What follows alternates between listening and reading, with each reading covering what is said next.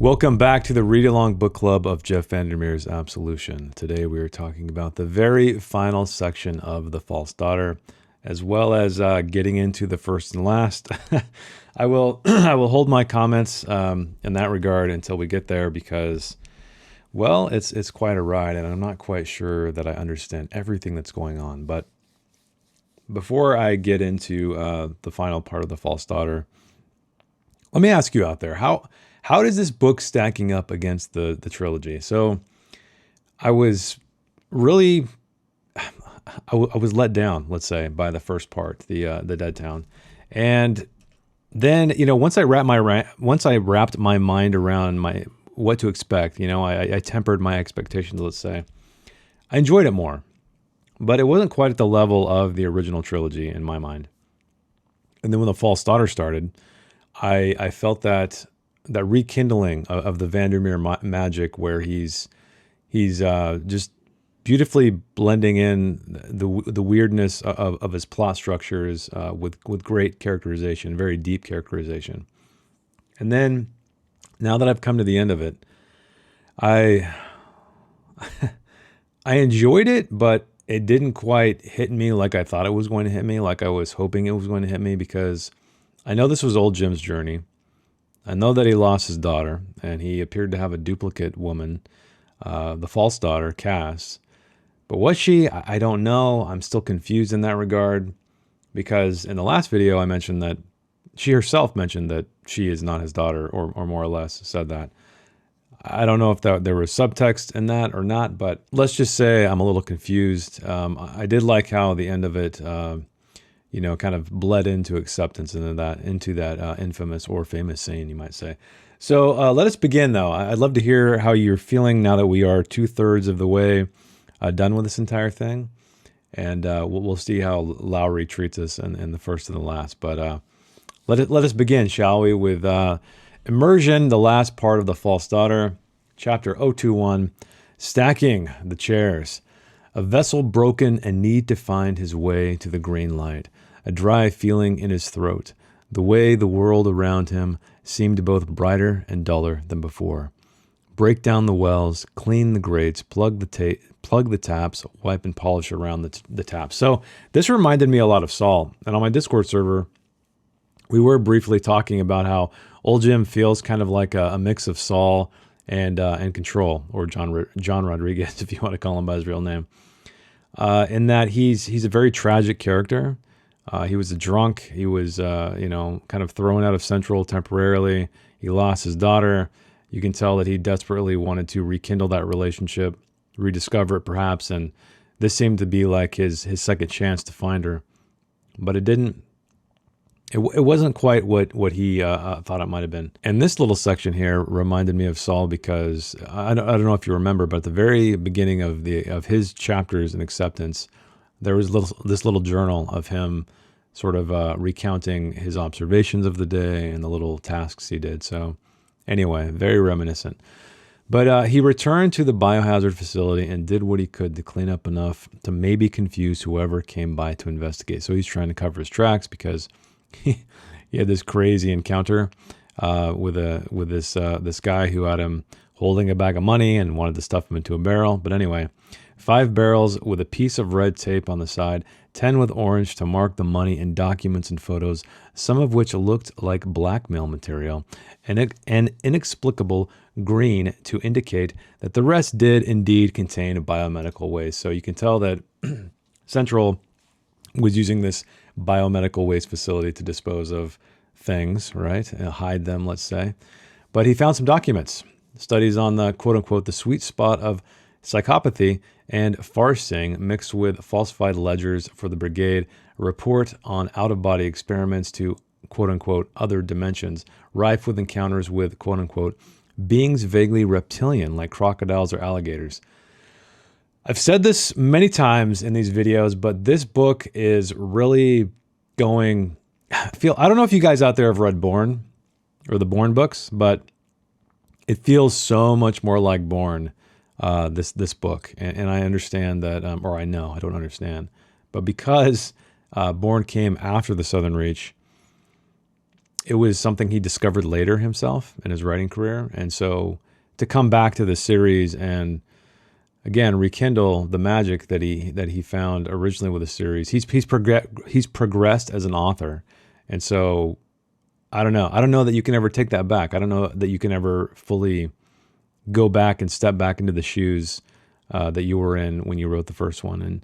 And this is, granted, crocodiles, right? We get it, the tyrant, but still, reptilian beings that are vaguely reptilian. Yeah, anyway, weird stuff. This vision he kept having now of Jack creating the seeds of a shadow organization within another, a kind of parasite that would soon enough live in the dead husk of the host. So, yeah, he keeps being having these conspiracy theories about an organization within Side Central, which it appears there probably is, that Jack's running. How does it all connect with everything else? We don't know, but also old Jim is losing his mind. Clearly, he's not in the right way, and so unreliable narration, right? It's difficult to understand if any how much of this is real and how much of it isn't. But he was going to stay and he was going to push even harder for Cass. So he's finding her as his anchor.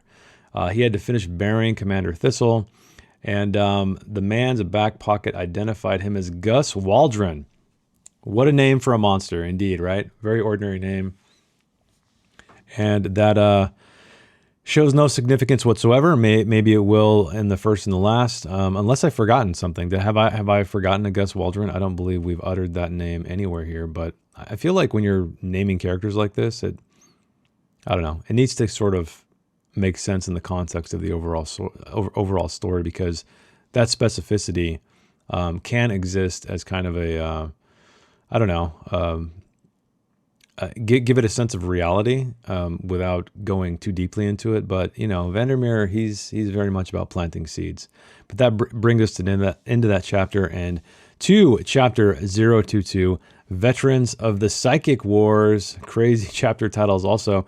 Old Jim woke in the mid-afternoon on the living room couch. He called Sally and said he'd be taking one more day off work. He just needs to wrap his mind around what he's been through and deal with what's left. So, also, your daughter called and asked if you'd feed her pet frogs while she's gone. So this sends old Jim off on a hunt toward her apartment and her real apartment, right? So maybe old Jim had been too out of it before the notice, but it felt like a kind of dream. How her apartment stood at the end of a tortuous series of dirt roads amid a mature pine forest. But around the back, he smashed in a window to get inside. He entered with his gun drawn. He saw the signs of what he took to be Jackie's intrusion, not the place being trashed, but in how clean it was. There was no frogs in the tank, however. Mysterious. But gently he reached down into the tank and trawled, trawled is a word that's used numerous times in this chapter in different contexts. He felt a smooth touch against one finger, and there it was. A tiny plastic packet, easy to miss. Inside the packet was a key and a number on a slip of waterproof paper. 92544. But what he does, he figures it out. Maybe Cass had a second apartment. Indeed, she does. So old Jim found 4529. And inside Cass's real apartment, old Jim had a moment of blurred deja vu because the layout was exactly the same. She dragged a bare mattress up there and had converted the bathroom into a dark room. And this is when he finds all the photos and information. Very similar to when he goes back to Dead Town into the building where he finds the tyrant and so on and so forth. Most of the SNSB personnel had their headshots taped to that wall. The rogue's wall consisted of oddities and contradictions. The sleeper awakens, quote unquote, which is it's a scrawled note that she wrote down. Not much he didn't know already on the rogue wall, except a brief section about a man shouting at school children at recess through a fence 20 years ago. Transcripts from the mutter's conversation with him lived on that wall. References to his conversation with Man-Boy Slim near the front door. Mission critical, in quotes. What is the rogue actually reacting to with its actions? It. So she calls it a thing, not a he, not a she. Did Cass think the rogue was a machine? On the desk in the corner, though, is what he felt she had left specifically for him. They are 3 items neatly laid out as if the ultimate debriefing. He took the order seriously. 2 file folders and a photograph, starting with the lyrics of the Winter Journey songs he loved. Central's interference on the biologist expedition, their use of the generator to send out subliminal commands, their use of the alligators. So this is all the information he's finding, clearly.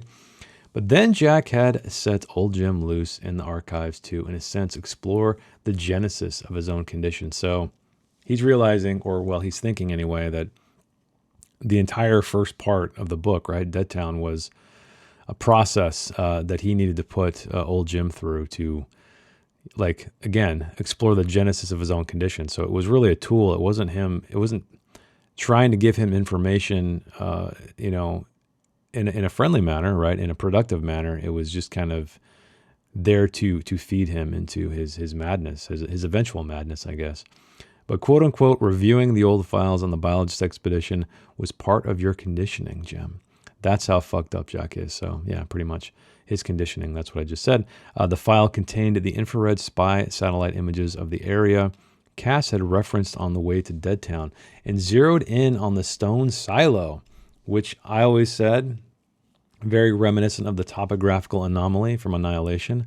The potholes stood out because they formed a pattern.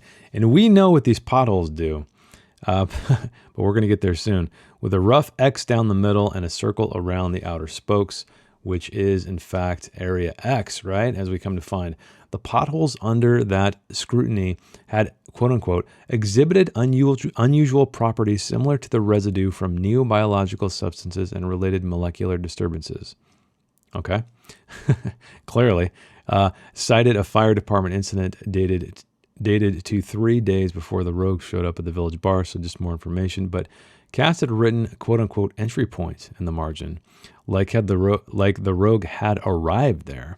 So maybe using that as a conduit of sorts, because we know that time travel is a thing that Vandermeer has established, and it's pretty much been shown that the rogue is an individual from the future coming back to maybe try to stop something. I don't know. I don't think we really got all that information, but maybe that will come to light in the first and the last with old Lowry. But old Jim picked up the photograph from Deadtown, which showed the back wall of the second floor of City Hall. Behind the chair in the alcove on the back, she'd written, quote unquote, there are people at Central, despite the odds, who care about an actual future, who believe in something real. I'm coming back, promise. So there we go. There's a little bit of shred of hope at Central. But is there? I don't know.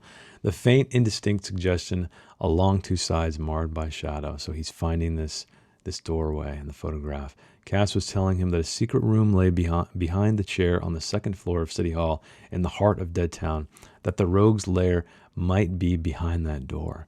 And downstairs on his way out, old Jim checked the fridge because his mouth was dry and he had a sudden surge of thirst. It kind of reminds me of when Cass saved him and brought him back, and he really needed that drink of water that she already had conveniently right there. But the fridge was empty except for one thing, a pomelo. I like that little touch. Which brings us to Chapter 023, The Night Commander. Nothing lived in old Jim's head driving back to the house except the need to return to Deadtown, to have a secret room solve a mystery in a way Cass's secret apartment had not, to see his mission through to the end, no matter what that end might mean. So he gets some duct tape, earplugs, a flare gun, a hunting knife, some money from the barrel, so he's gearing up for his mission.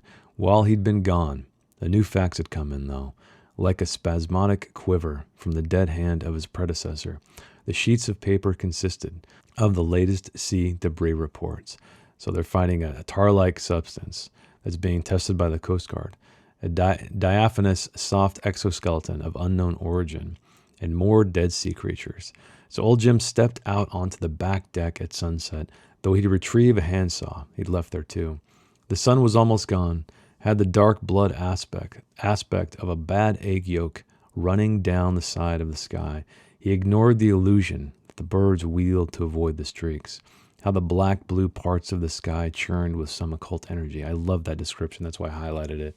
So it's such a cool thing where there's this sun, and then there's weird, like he says, like it's a bad egg yolk, and the birds in the distance seem to be avoiding it, even though he calls it illusion.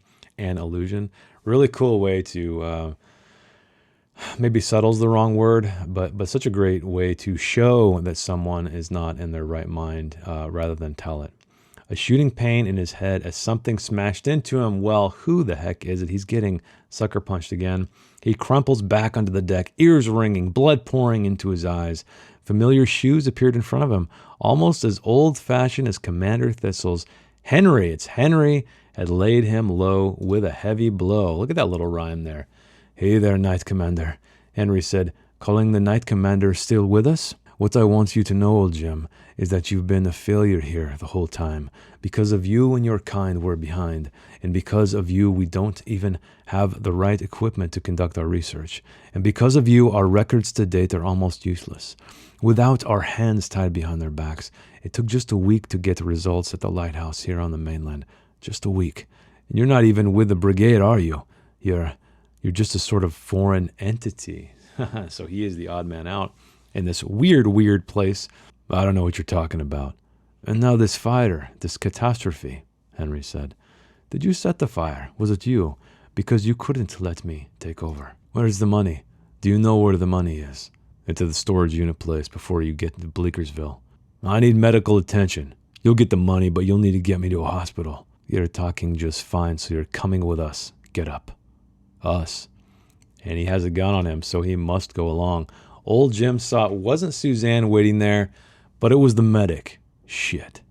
The medic took his knife, pea shooter, and truck keys. The medic bound his hands behind his back.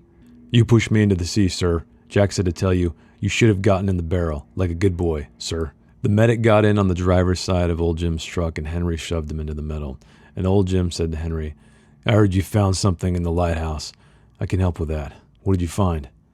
I found what was hidden. It wasn't hard. It escaped, but I held it. I held it in my hands. It saw me. Shut up, Henry. Listen, Henry. Listen to me. This guy doesn't care about the lighthouse. He doesn't care about what you found there. He will. With surprising agility, the medic turned in his seat and slapped old Jim across the face. Shut up, sir. I love the formality with the medic, right? Through all this weirdness, and clearly he's upset by the guy. The godforsaken dirt roads the medic favored made tunnels in the darkness. I follow dry riverbeds in peace. I make my way. Every stream will meet the sea, and every sorrow will have its day. I love the poetry and the song lyrics that are interwoven within the story. Old Decomp, how it had fallen on sad, hard times in the harsh glow of the headlights.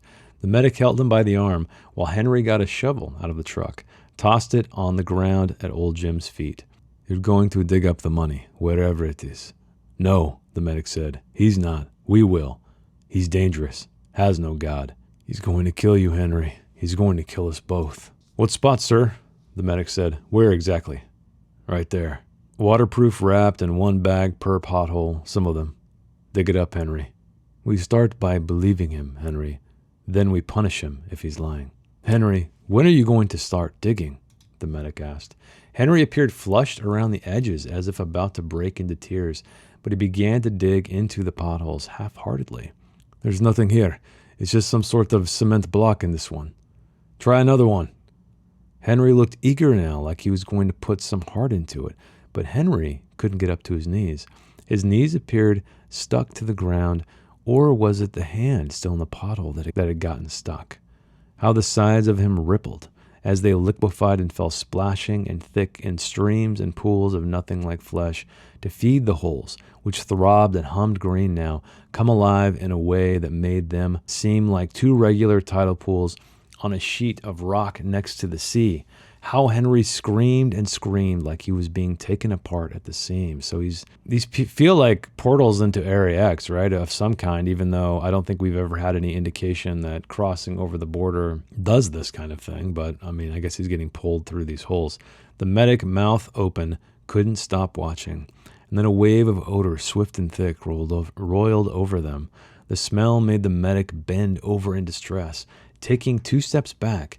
And as he tried to straighten up, the man's gaze swept over old Jim. And even in that uncertain light and shadow, he could see that the medic too late understood what old Jim was going to do, because he'd done it before. He rammed into the medic, except this time he's not throwing him into the ocean, right? The medic screamed where Henry's liquid arms touched him. Now they are entwined. How Henry and the medic continued to melt into the parking lot and wash away into the murky water of the holes like something escaping a prison, like something returning home, all of him forever. And in the last extremity, there came only a gurgle from what was left of Henry's face, and then even that was gone, like something crumbling in the tide and swept out to sea. And old Jim stumbled to his feet, to the truck. He could not look back. He would not look back. So that is the end of Henry and the medic. I'm curious if they're going to show up in some time travel form in the first and the last with Lowry, but we'll have to wait and see. One thing I've noticed about the false daughter is that there's been a lot of these kind of violent, brief encounters that just sort of end abruptly. I'm not saying it's sort of structurally weird or anything like that, but there seemed to be kind of a repeating theme or repeating sequence of events that old Jim continues to find himself in. But anyway, let us move on, shall we, to chapter 024, The Terror. There was a secret room in Deadtown. That's what the photograph appeared to show, in stark black and white, a spectral outline, a possibility. He thought about calling Jack when he drove to the Starlight Lounge, but what was the point exactly? I mean, Jack he's a traitor, but well, not a traitor, but he's betrayed him. He's betrayed old Jim. At least it seems to be.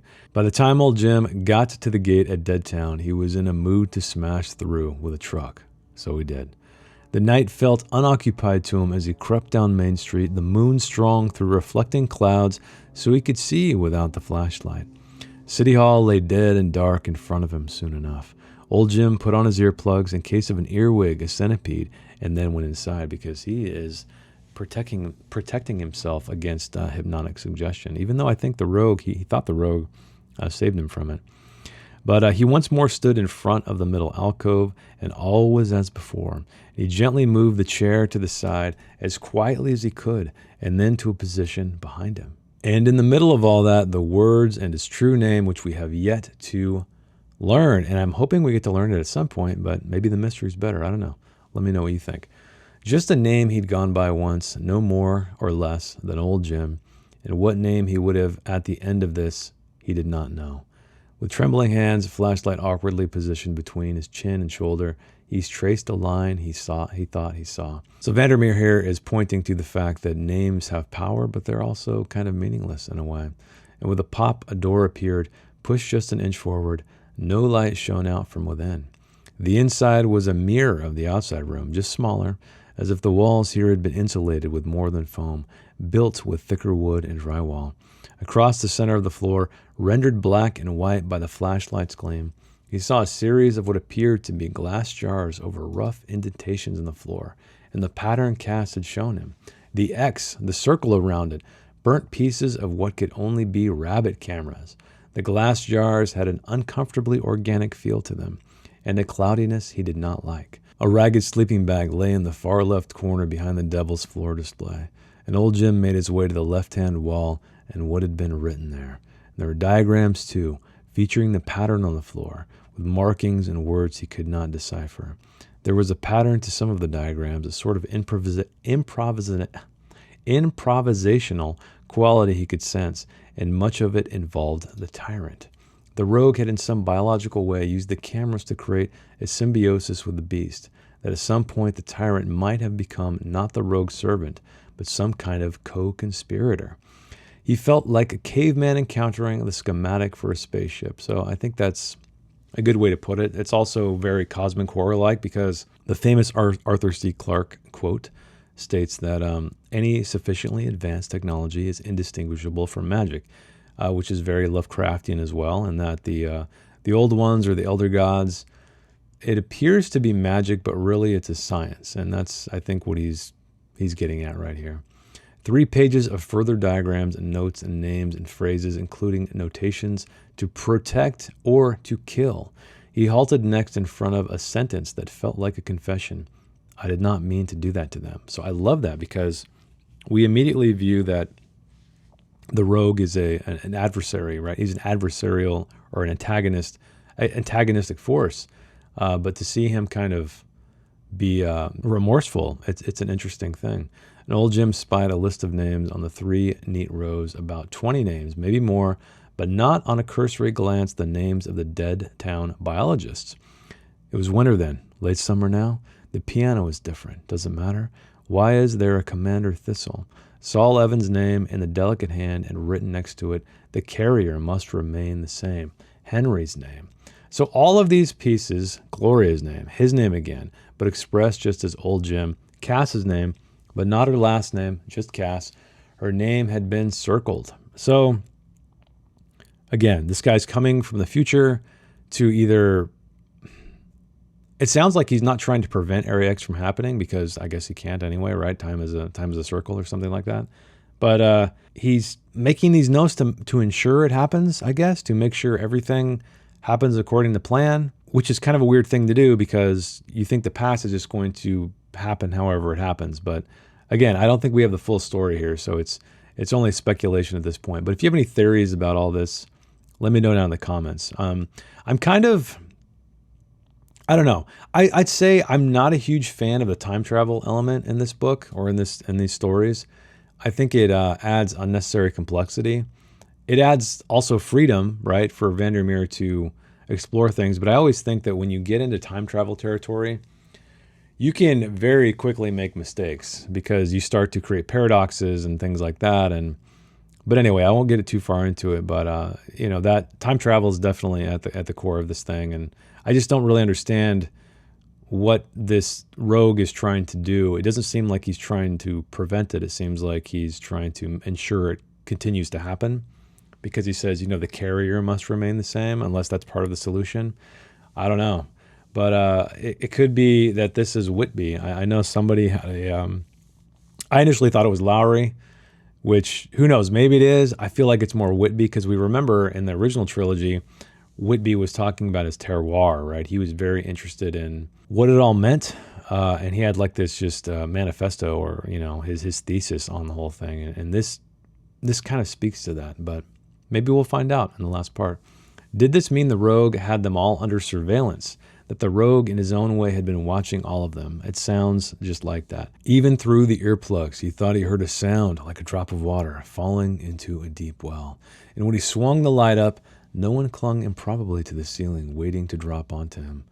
Something registered at the edge of his peripheral vision. He swung the flashlight onto the sleeping bag. Had there been movement? It lay harmless, motionless, empty. Into the silence came again the odd drip of water, more urgent now, more as if a body rising from a swimming pool. I think we all know what that sounds like. As there came such a rush of fast, immeasurable speed, as the blackness there raged into abundant and ferocious matter, the tyrant. So the crocodile is here, or the alligator.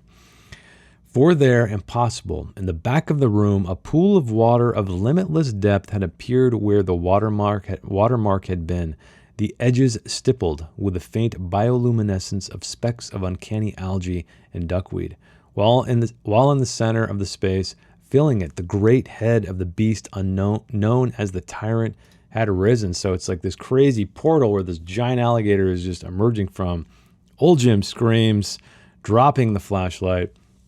He was in the tyrant's jaws even as he turned to run, and he thought he was about to die. But that moment did not come, for the tyrant had him gently in her jaws, just the slight febrile pricking of those teeth, and together they disappeared down into the depths to see the rogue. Which brings us to 025, No God Here on Earth. Then there was just the field of golden sunflowers across the wetlands, so rich and full of light as the tyrant crushed her way through them, carrying him limp in her jaws. Time passed and he felt lulled by the sound of the reeds. Then there's a lake, a lagoon. The rogue, like a dead commander laid to rest, arms folded over his chest, floated in the clear water. The tyrant deposited old Jim on a divot of land that erupted from the edge of the lagoon. Then she slipped into the water beside the rogue. A green rowboat lay up against the divot at old Jim's feet. The tyrant came up out of the depths to the deep blue and embraced the rogue. The red, brittle starfish of 2 bullet wounds in his chest, so this is where Cass shot him. The rogue's left eye opened. The rogue had been mortally wounded and lay now in a kind of never-ending sleep or coma, because the deep truth of it was that somehow, impossibly, The rogue was from Central, or it originated with Central, long ago and far away. Will you tell me what this means? Old Jim asked. Please, let me go. Let me rest. And then the great beast roared, breathed out upon old Jim just not words, but a cloud of golden particles. He could see again the armies in the green light, and how some among their ranks bent over as they walked and appeared to be concentrating vast amounts of mental energy toward the strange light. He could see that they marched not toward two mountains, but toward ridges across a seabed where the water had receded as some force had expanded. And here, now, from the rogue's vantage, he could see the remains of vast ships, and how, at their backs in the far distance, the remains of the lighthouse shone out. What a crazy, muralistic kind of image, isn't that? The distant future, not the past. And the future was where the rogue came from. There we go, right? Time travel. And he was falling away as the tyrant too now fell away. For the moment was coming, and he could see the word for it. The words the tyrant had given him. Area X. An agent of the future acting on the past, but lost in the variables. Unexpected collateral damage, mortally wounded in the process of trying to change what? Indeed, that's the big question, right? What is he trying to do? Is he trying to change it? Keep it the same? I imagine he's trying to prevent it from happening, but also we know that Area X is almost like a, I don't want to say a godsend, but like a positive thing, right? Because Vandermeer was going about ad nauseum about how we're destroying the environment, and Area X was making a pristine wilderness. So who knows? The future colonizing the past. Look at that, the word colonizing yet again. The rogue faded fully into the gold, deep into the gold in the water, enfolded in the tyrant, who laid him to rest with a gentle affection, to sleep, to dream, to rise again someday. Old Jim wondered if he would be there to see it. Which brings us to chapter 026, The Sound and the Signal. The green rowboat with scars and past encounters, with old Jim in it, and the tyrant leading him by pulling a rope at the prow. That's a funny image, right? As the night dulled the marsh, the tyrant sang out to him and soothed. The winter journey transformed, and what message did the alligator share with him? The pilot light of his fear had gone out, and he was neither candle nor flame.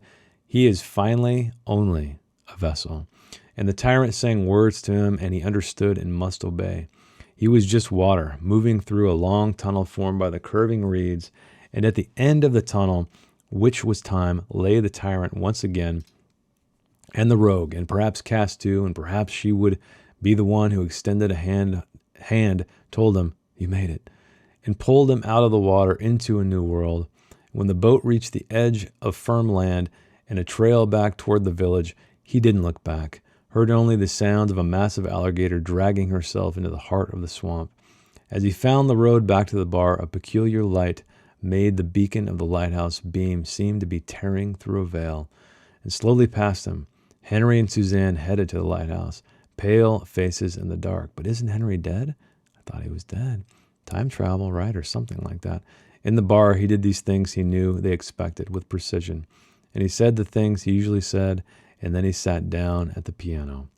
The real Cass at 10 at the piano, protesting her incarceration at the bench at first, but then banging the keys with him.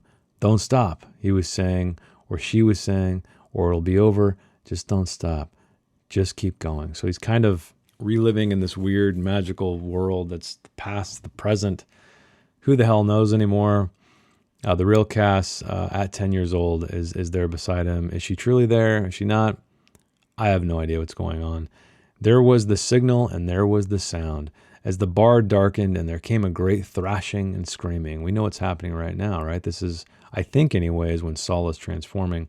The sound would be love as long as he was able. Love for them both, the false daughter and the real one. All the ways he was being released into the world and the world released into him. The simple relief of that even as his fingers came apart at the piano.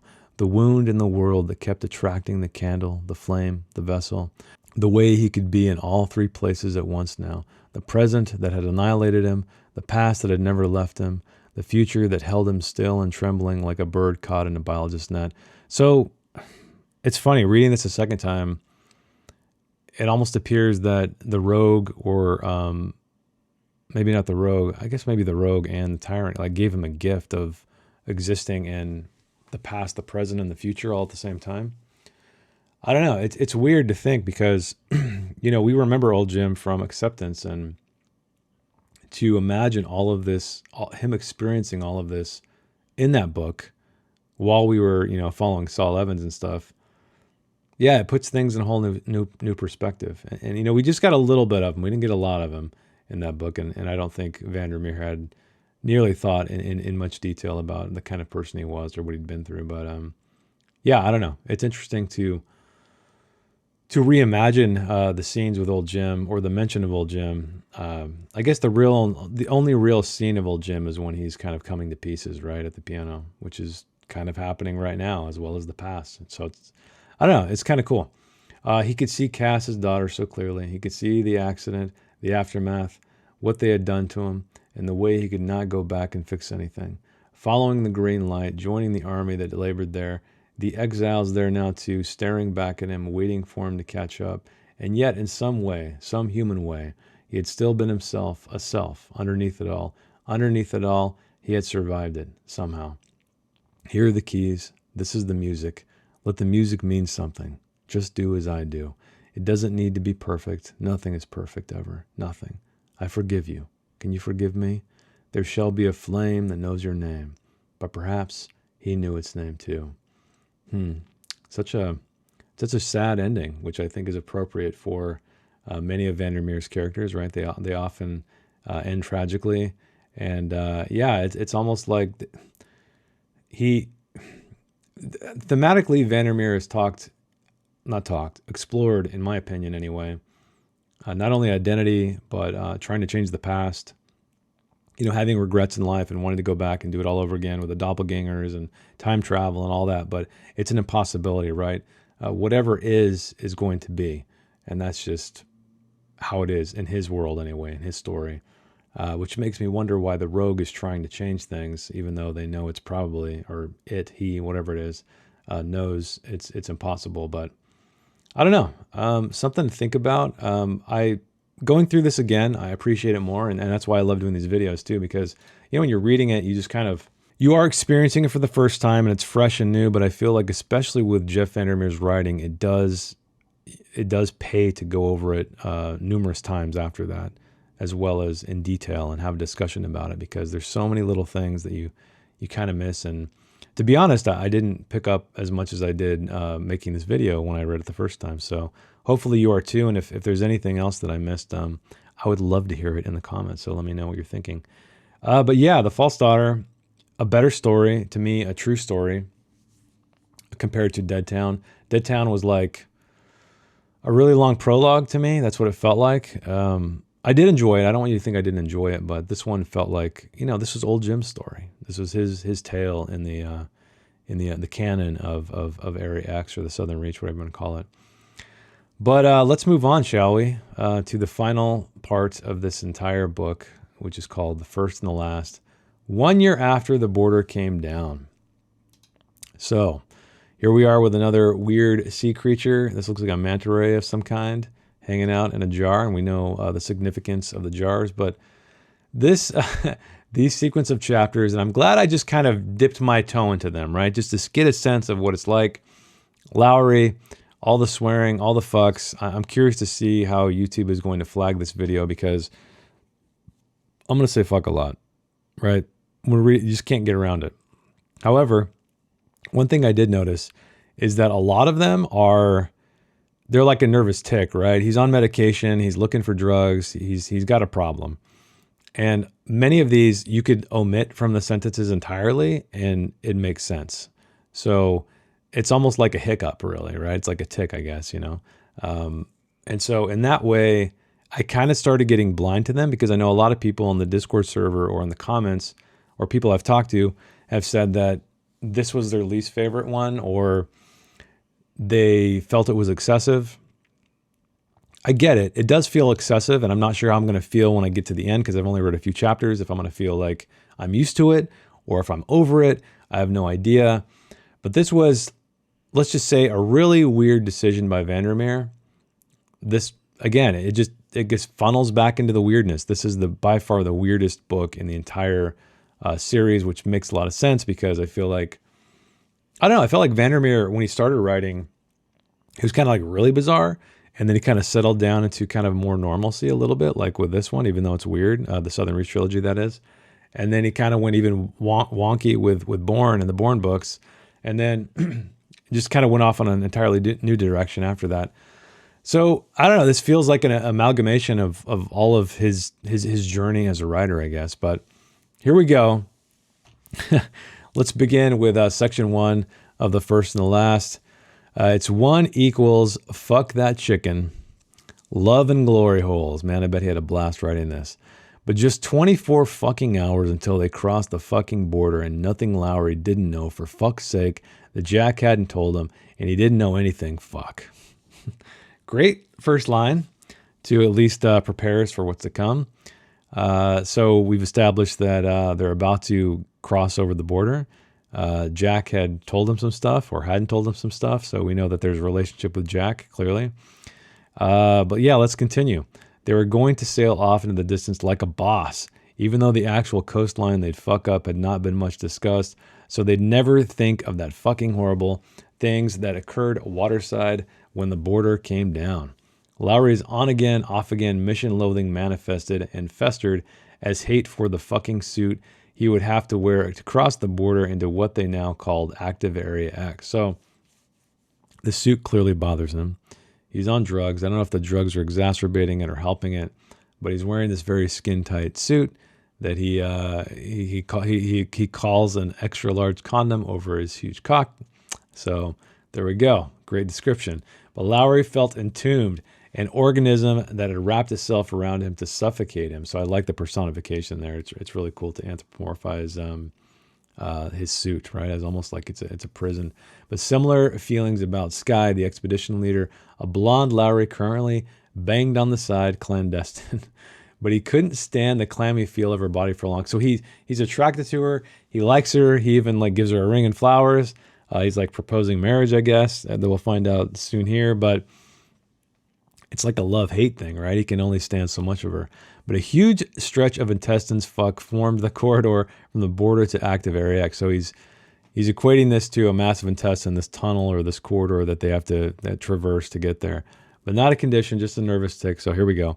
More fucking clear the closer the day approached. But maybe all the drugs too. Fuck. So we don't know.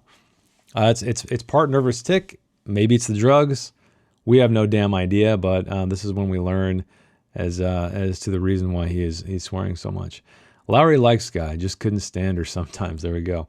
She had a girlfriend, or a girlfriend and a boyfriend, something ambidextrous. I love that. Flowers in the ring made it an ironic statement on the conditions of their fucking fuck, but somehow when Lowry had handed Skye the white lilies and proffered the ring, it had become something more serious or mysterious. And why not? So you can kind of skip it like that. Lowry, I don't know how you guys are, but man, he is way different now. And I know this is before he crosses over to the other side, but it almost makes me feel like he's more normal after he comes back from Area X, because this is not normal. This is not even close to normal. And I thought Lowry in the original trilogy was very excessive, very caricature-like almost, just larger than life. But this is something else entirely. The look on Skye's face became clouded, vague, and as she said, "Oh, well, Lowry, you're surprising me here. I didn't know you were one for a grand gesture." And then, fuck. And then that quality was, a part of James Danforth Lowry. So that's the first time we learn his full name. I don't think we've ever heard his Mr. James Lanforth at all in any of the other books, but here we are. Which brings us to FUCKLING pickle jars. Stupid security breach in the damn middle of the Southern Reach. The unholy reliquary centered around a goddamn tombstone they couldn't remove for 20 more years. Underneath that had owned the doll factory the government had bought to find the space for the command center. I am absolutely confused by what the hell's going on here, right? It's almost like there's something happened. Did they really own a factory, and then the government bought the land and they built over it and they found a tombstone? I don't know. I'm really confused by this language here. And the only disrespect or concession or whatever the fuck it was that meant they'd piled all these jars of finned fuck specimens around them, all the deep sea critters. So this is, again, very reminiscent of what what old Jim found and Cass found, right? It sounds like a pile of these jars, but it's really hard for me to orient myself where they are, what's going on. It seems like are they inside the Southern Reach? And so it was a glass room of dead Marine spectators fucking graveside, and the old dead guy could not have thought. Anyway, I'm confused. Please illuminate me in the comments. All of the creatures, samples from the seaweed side of the border came down, none of it useful. So they're pulling samples into is this the archive? Because I remember they mentioned the cathedral. So is that what he's talking about? Others lagged not far behind. Cuttlefish lad with the tricorn hat, remember that? Looking tail at the top, jammed into the jar too small.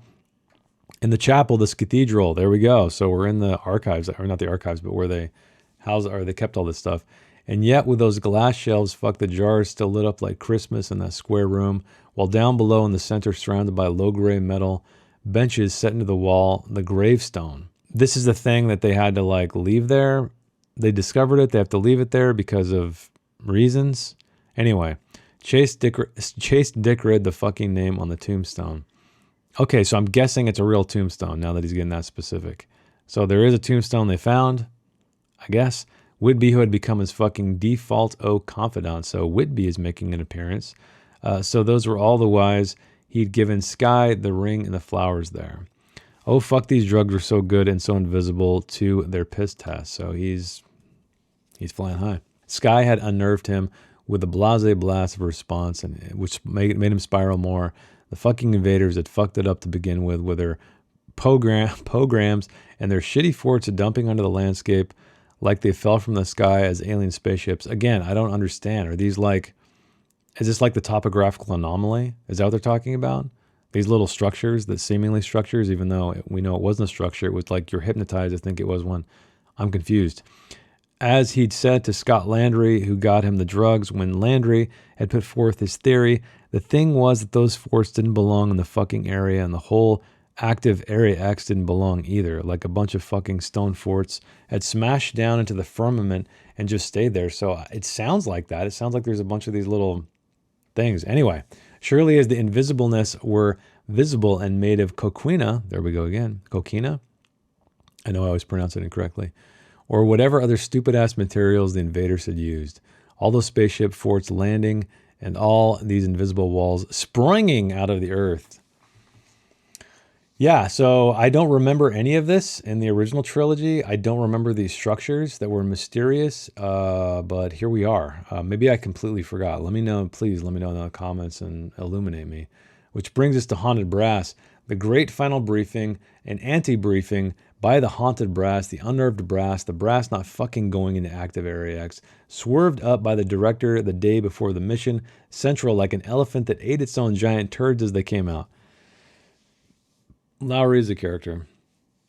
How there was the possibility the expedition would be met by soldiers still alive in there, from the Army base, Navy seamen from the destroyer cut in half at the border. We remember that from Acceptance, how when the border came down, it cut the sea destroyer or the destroyer in half, and we find out how it affected Jackie too. Right, here we go.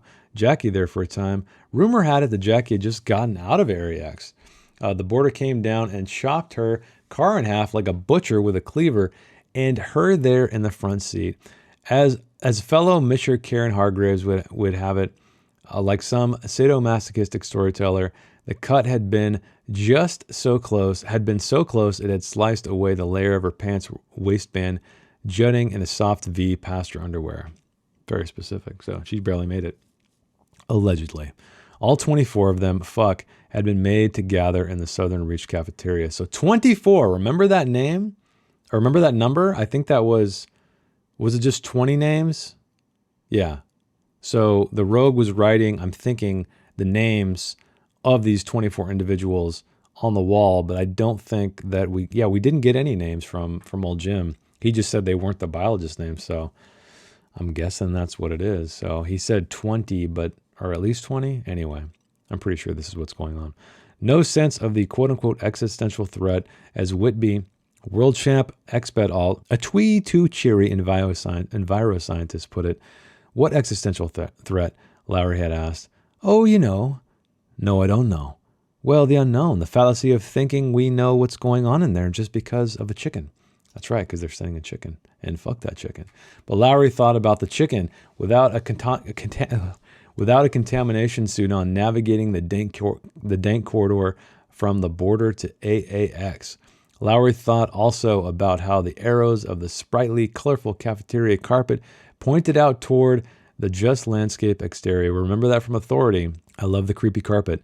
The old chain gang getting the lecture, plus Whitby Allen at his usual seat on the back of the room. So Whitby would remain behind. behind. Because I'm not going to get into all of it, but there's some hilarious stuff right before that. I'll be there in spirit, Whitby ventured. Look for the tag TOT, Whitby said mysteriously. Remember that, and then you must run because you won't know what it is. What the hell does all this mean? Extra drone. The natural state of men living side by side is war. The natural process of peace is to side with war. This expedition goes in peace, but with the capacity to wage war. Did it? At all 24 of them? The deep sea fish stared out of their jars at Lowry, and it seemed to him they were fucking judging him.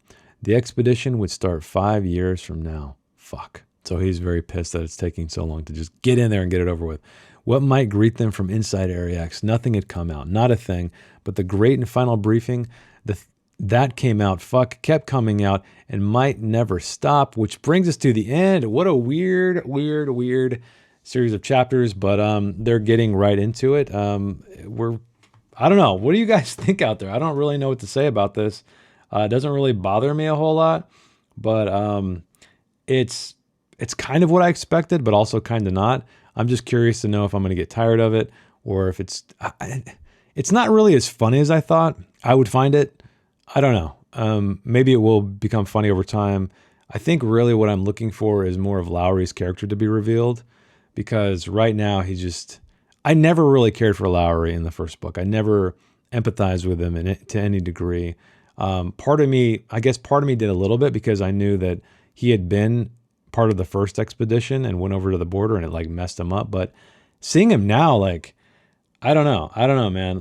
Let me know what you guys think in the chat, but let us talk about what we're going to read next. So we are at chapter Scroll Call, which is going to let us read all the way to calorie counts, or let's read through calorie counts, which will bring us to page 372. So yeah, all the way through calorie counts. Do not read Jack in the Box yet. That'll come after, or you can read it and just catch up later. I'll catch up later. But yeah, that'll be the what I'm going to cover in the next video. I'm really curious to see hear your thoughts about The False Daughter. Did you feel like it all kind of came together in a satisfying way? Are there things that you are confused by? Did the time travel throw you off? But now that I'm getting into this, and especially we're seeing the 24 names of the first expedition, the names written on the wall, you can kind of see everything coming together a little bit. It's not super clear, but if you read it carefully, read it closely, you're bound to find something. So, as always, I hope you're enjoying the book. If you are so deep into this read along, then thank you for joining me, because I know it's been a long one. It's been months long. But we're going to finish it pretty soon. There's only a few more episodes left. And so thank you for hanging out with me, reading along with me, and I will see you in the next one. Bye.